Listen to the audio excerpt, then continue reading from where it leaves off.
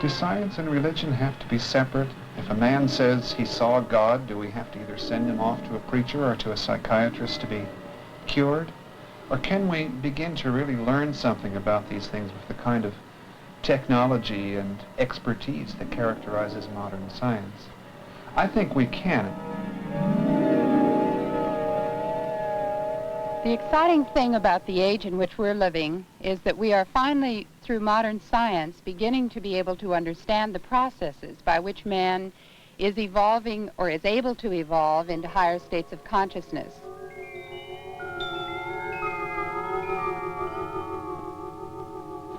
For a long time, people have been saying that the East is East and the West is West, and ne'er the twain shall meet. That may have been true at one time, but perhaps it isn't true anymore, because biofeedback is changing the picture.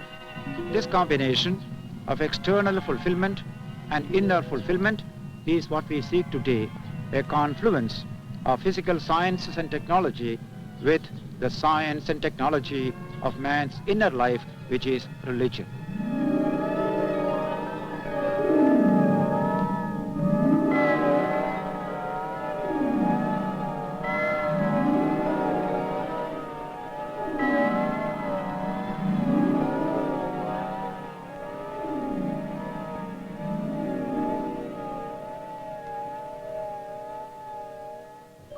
ESP, healing, hypnosis, precognition, psychokinesis. Those are strange words. What do they mean? Well, for one thing, they all belong to the domain of parapsychology. I'm Thelma Moss, and I'm a parapsychologist, which means that I am exploring the unseen dimensions of the human mind at its farthest reaches. And this is a moviola, where we're trying to assemble a film that will show you what's happening in our scientific laboratories today in these areas. For example, can you lower your temperature at will? Or have you ever felt so transported by a piece of beautiful music that you felt as if you were leaving your body? Or there are stories about a saint like Teresa who, when she became ecstatic, actually rose above the floor. Of course, a lot of people dismiss that as a superstition, but that's what parapsychologists are trying to explore. One of the most interesting areas of all is that of healing. Now, there's been a long tradition in our history of remarkable men who had this power. Men like Jesus, who was supposedly able to heal a leper by the laying on of hands. And then there was Bernadette, who could cure, with the waters at Lourdes, incurable illnesses. And doctors like Mesmer, who used animal magnetism to cure hysterical illnesses. And in America, there's a tradition of healers, starting perhaps with Quimby, who cured Mary Baker Eddy of her chronic invalidism. And of course, it was she who founded the Christian Science Church. But there were those charlatans and quacks who made respectable scientists very skeptical of such healing arts. And yet, throughout, there have been humble and sincere people who have devoted their lives to healing the sick. Let me show you one such person. Let me turn out the lights here, and turn on the moviola. Now, there is Ma Su. She is an ancient little woman who lives in a remote southern community. Let's hear about healing from her and her pupil, Stipe McWhirter. My interest in healing started in 1966 when a 7-ton truck backed across me and pulled off, and I lived. Of course, it was a little bit more interesting because I had an out-of-body experience. As I was lying on the roadway after the truck had pulled off of me, I looked back and saw what I looked like. Then after hospitalization and a lot of enforced idleness, I realized that this healing, this miracle that I lived through, needed to be told and taught. So I started to West Georgia College again in 1968. And there, my interest in learning and healing and healers became very, very vital to me. And through Dr. Stewart at the college at West Georgia, I heard about this lady, this 97-year-old lady, Ma Sue. And she has been my best teacher since then. She's still teaching every time I give her a chance to. Well, Ma Sue, do you think that people can learn to do this, to do what you do? You think that they can learn enough faith and learn how to do this? Yes, if they would read the Bible, they'd learn them themselves, wouldn't it? Yeah, if they just read it through, Put up some scripture on them, make them read them, then they come right wise. They got to have confidence and faith in these things before you can teach them anything. You can take the Bible and show it to them and tell them how to read that. They get why, then they'll notice what you're talking about. He said, let not your heart be troubled. Yeah, neither be afraid. That's what I'm talking about. Let not your heart be troubled. It's that inner peace, the untroubled heart, that Edgar Cayce taught so much about, too. Edgar Cayce, as you probably know, is America's most famous healer. And when he went into trance, he was able, literally, to diagnose and treat thousands of people that he never even saw.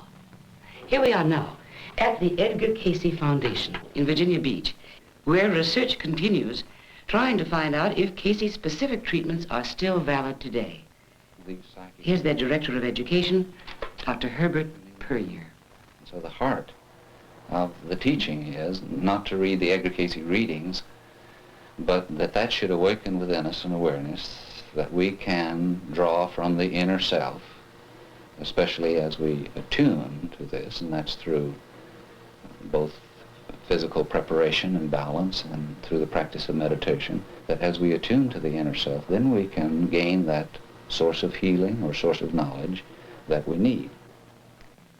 To tune within and learn to control one's own bodily processes. We call that biofeedback training. Let me tell you about it, it's very interesting. Suppose you're feeling very tense and anxious and your pulse is going a mile a minute. Well, we can put a meter around your wrist, and then every time your pulse goes too fast, a little bell will ring, bing, bing, bing, bing, bing, bing, bing. And that'll tell you it's too high. Well, after a while, you get a sensation throughout your body, and you know how to keep the bell from ringing. That's called biofeedback training, and we can apply it to all sorts of bodily processes. Headaches, temperature, blood pressure, all sorts of things. That's the work of Dr. Elmer Green at the Menninger Foundation. Biofeedback actually is the feedback of physiological signals to a person. It gives him information about himself that he didn't know about. And biofeedback training is doing something with this information. In essence, you might say it's the answer to psychosomatic disease. Through biofeedback training, people can come towards psychosomatic health. Psychosomatic self-regulation can begin with biofeedback training. And of course, all of this leads into what we might call a science of consciousness, because it's all done in consciousness. There isn't any such thing as biofeedback training. There's only training in internal existential cues. As for instance, in this workshop, we're training people in temperature control. We do this with thermistors, or actually, I guess you might think of them as thermometers, attached to the forehead and to the hand. In this particular case, we're training people to warm up the hand. Warmth is flowing into my hand. They are warm. Dr. Green's wife and associate, Alice, is using almost hypnotic suggestion to reinforce the idea of warmth going into the hand. I can feel the warmth flowing down my arms into my hands. And as they go through the training program, they learn how to make the hands get warm, merely as a visualization of warmth in the hands, and along with that goes cooling in the head.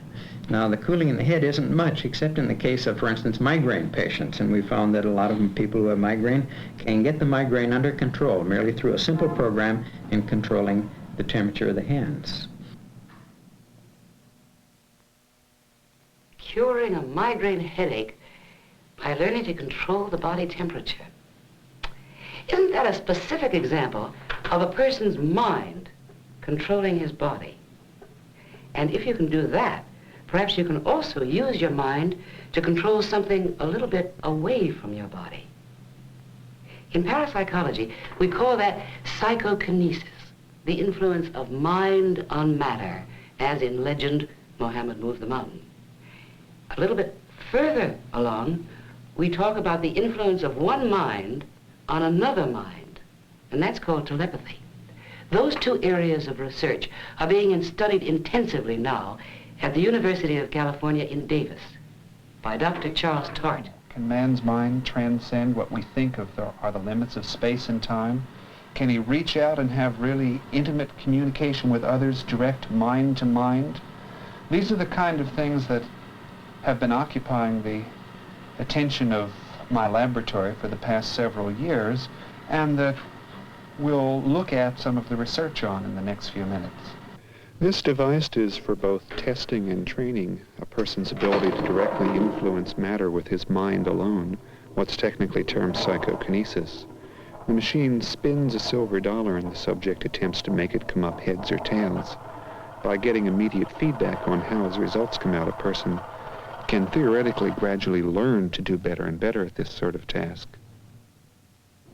The experiment you're watching is part of a series on training ESP rather than testing ESP. I'm acting as the sender in the particular sequence you see, selecting numbers 1 to 10 by drawing cards and attempting to send it to the young lady who's acting as subject in a different room.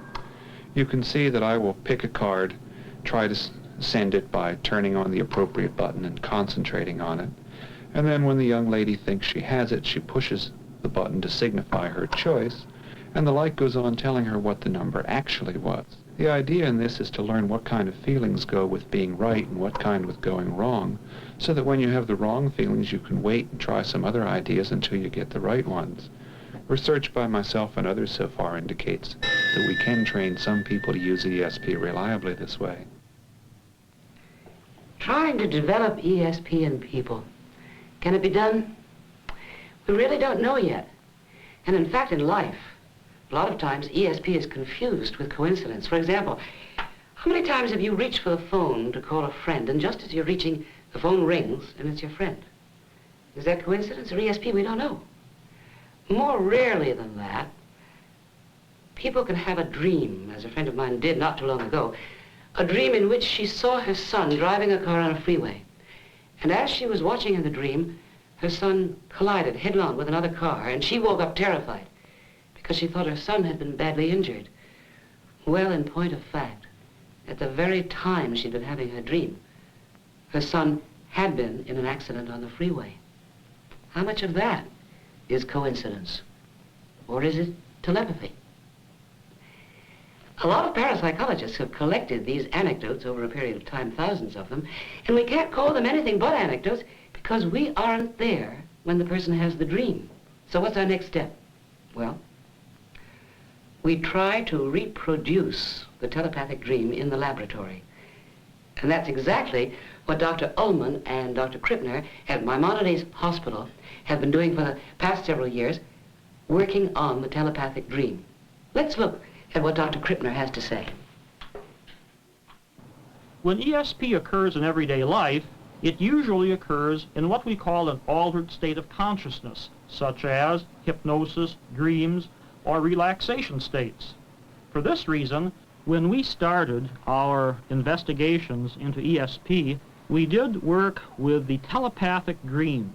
In other words, we had one of our subjects sleeping in a soundproof room, trying to dream about a message that was being sent to him from a distant point. At that distant room, one of our psychologists spent most of the night looking at a picture, trying to project or transmit the image of that picture into the dreams of the sleeping subject. Back at the lab, we watched the electroencephalographic machine very closely to see what types of brain waves and what type of eye movements the subject was demonstrating. When he began to produce rapid eye movements, we knew that he was dreaming. Michael, wake up. Can you tell me what's been going through your mind now? Yeah. I was at a circus and was laughing at a clown in a big red suit. He was making me laugh. He was very jolly, and he was holding these 3 big red balloons. And it was a holiday, you get Christmas or the 4th of July. That's it.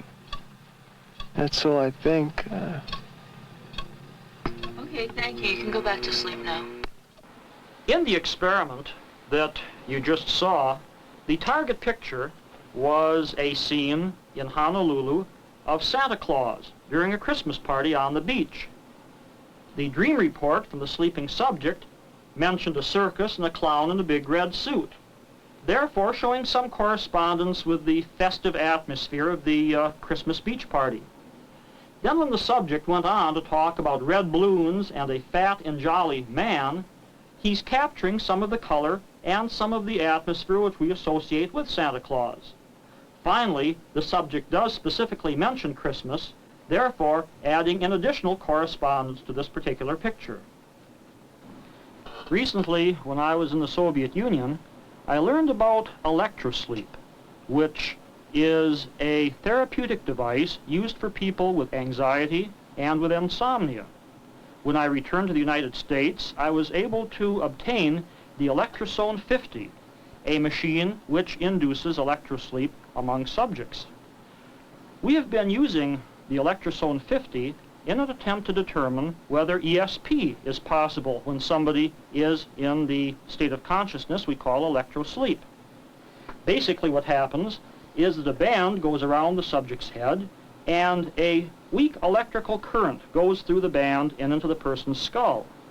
This weak electrical current makes him feel very relaxed, so relaxed that he often sees visual images. Now this time I want you to again let me know when you feel a sensation around your eyes and mastoid, and it will probably be something like a flashing sensation.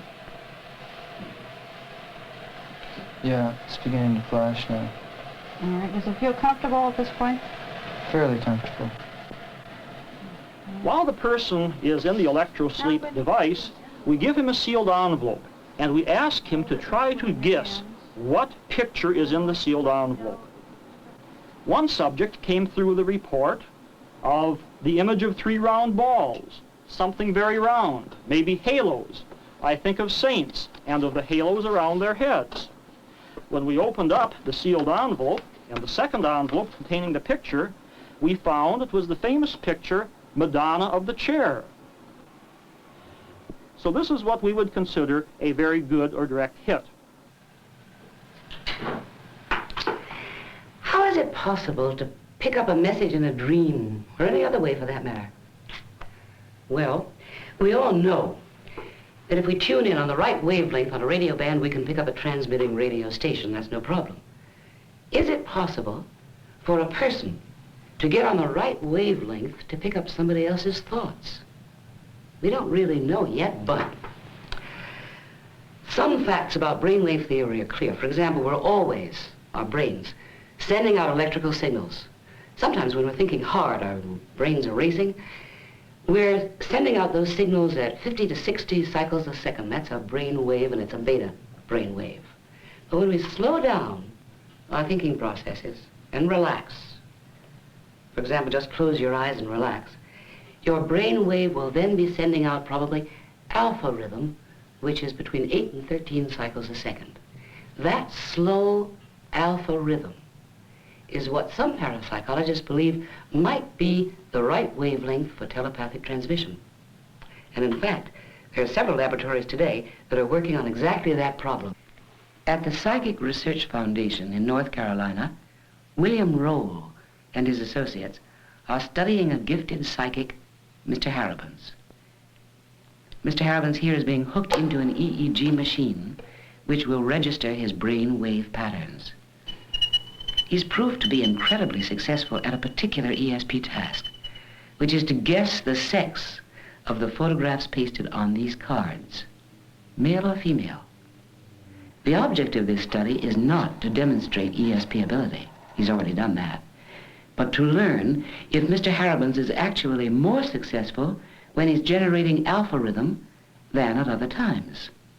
So far, this research shows that he does indeed make more correct choices when he's in alpha rhythm. This finding suggests that a gifted psychic may naturally generate alpha rhythm. Okay. If that's true, the next question is, could an ordinary person who has no known psychic ability at all be trained to generate his own alpha rhythm and then, perhaps, develop some ESP ability? It's a good question, and one that Dr. Stanley Krippner, again at Maimonides Hospital, is working on right now. We have found in some of our earlier studies that there is a relationship between the alpha rhythm and ESP. In our current studies, we are trying to more closely define this type of relationship. Therefore, we have a subject in our soundproof room trying to produce alpha rays. Whenever he produces an alpha wave, he receives the pleasant buzzing tone. Now, while he is engaged in biofeedback training, he also holds a box in his hand called the Schmidt machine. The box will flash either a red light or a green light. It is the subject's job to predict which light will come up, as it is all arranged randomly, and he has no idea of the random order. Therefore, the subject is actually trying to do two things at once. He is trying to determine which of two lights is going to flash on. This is an ESP task, and he is trying to control his own brain waves. The records that we receive on the electroencephalograph machine are very helpful to us in determining not only what type of brainwave goes with ESP, but how brainwave training correlates with ESP. So far, it does seem to us that those subjects that can very quickly turn their alpha on or turn their alpha off are also those subjects that have the highest degree of ESP. There's an even slower rhythm than alpha, between 6 and 8 cycles a second, called the theta rhythm. And it's that rhythm, theta, that's been discovered in the meditative states of Zen and yogic masters. We wonder now whether that theta rhythm might be linked to the religious or mystical experience. And it's that dimension of human experience that Dr. Elmer Green back at Menninger Foundation is exploring today. It's interesting that to a large extent people have become interested in alpha waves as representing something about states of consciousness. But what we're finding is that it isn't just alpha waves. They're connected with a state of internal awareness. You're alert, but your attention isn't focused on anything in particular. But the main waves of importance in our work are the theta waves. They're connected with the state of reverie in which hypnagogic images can come to the surface. And it's also interesting that material that is normally unconscious comes to the surface, whether it be Freudian or Jungian or some other kind of material. Dr. Green's daughter, Judy, conducts the workshop in theta training. And this is what we're working for. As you go toward sleep, that drowsy state in which you are awake, you'll be in the theta state. And it seems to be this level of consciousness in which creative imagery may come, creative thoughts. It seems the transpersonal aspects of our being can, in this state, become conscious. Unconscious things may come up into consciousness. Okay, so this is what we are aiming at in the workshop. We're training people with a machine which allows them to hear when alpha and or theta waves are present in their brains. And we turn it usually to the condition so that they can hear both at the same time. Now, as you close your eyes and relax, you may produce some alpha. If you do, this is the tone that you will hear. Yes. Now that's the high tone. That's the high tone. As you go deeper inside yourself, you may produce some theta. And this is the low tone. Okay? Right. So alpha is the high tone, theta is the low tone. Okay, now you're ready to begin, so just close your eyes and begin to relax, and I will leave the room.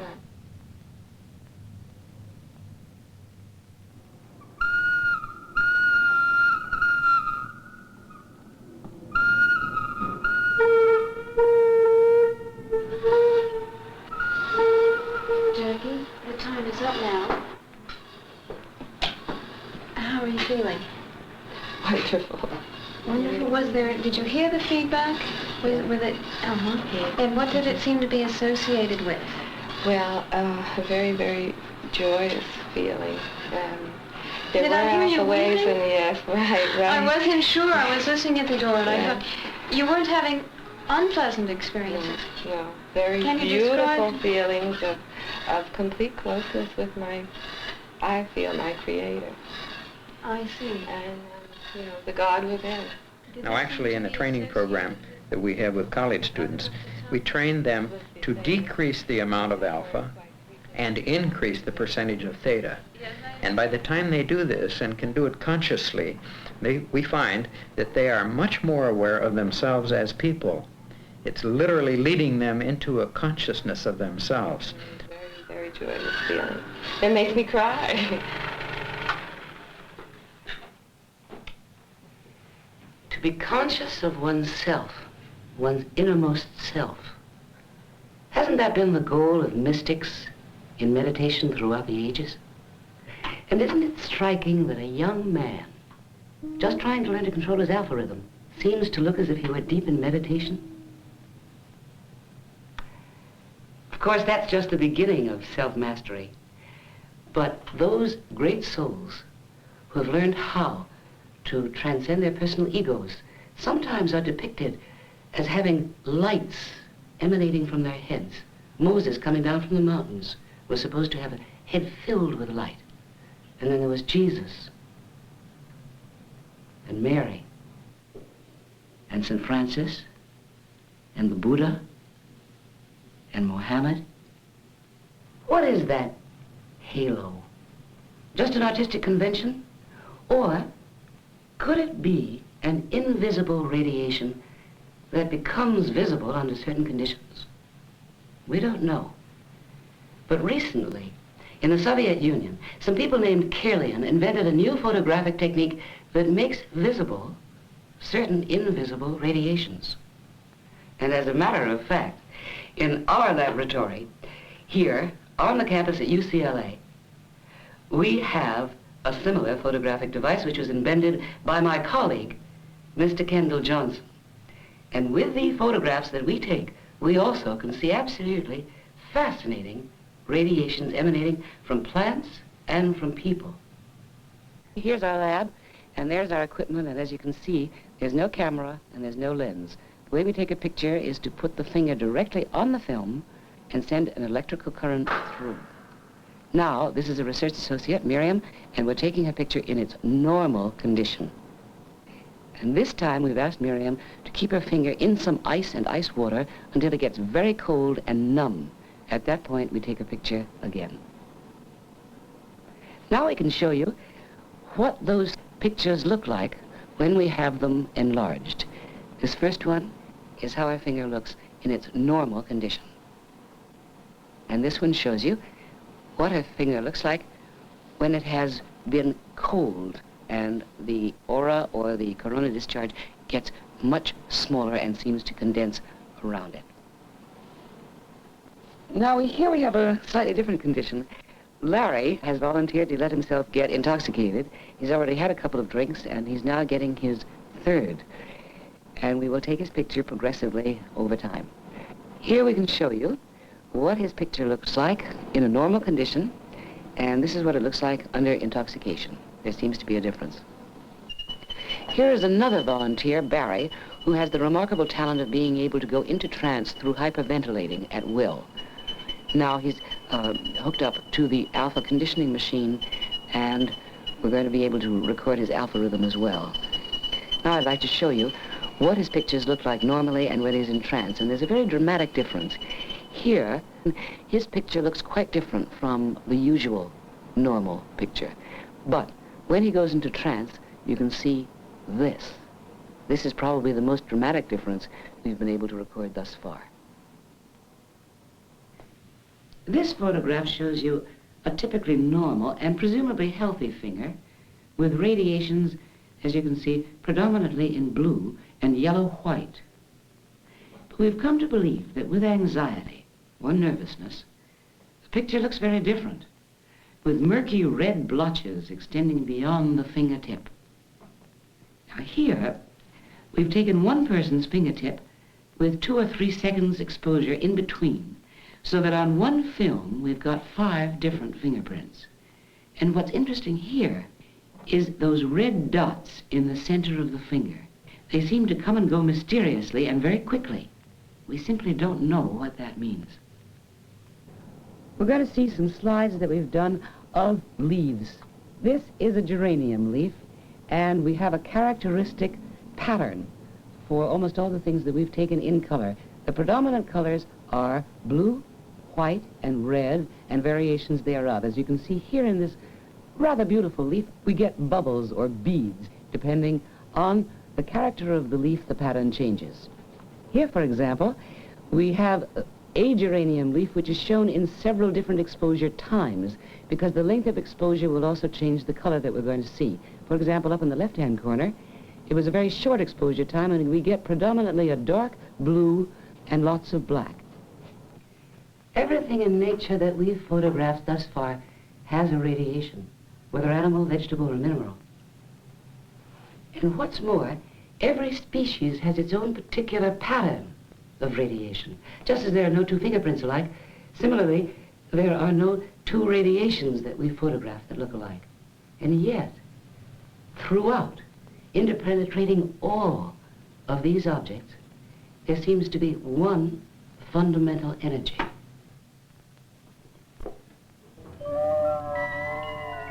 What is this radiation? This new vision of an object that we see? Does it show us a different dimension that exists beyond what our eyes can see, but that's there all the time? We don't know.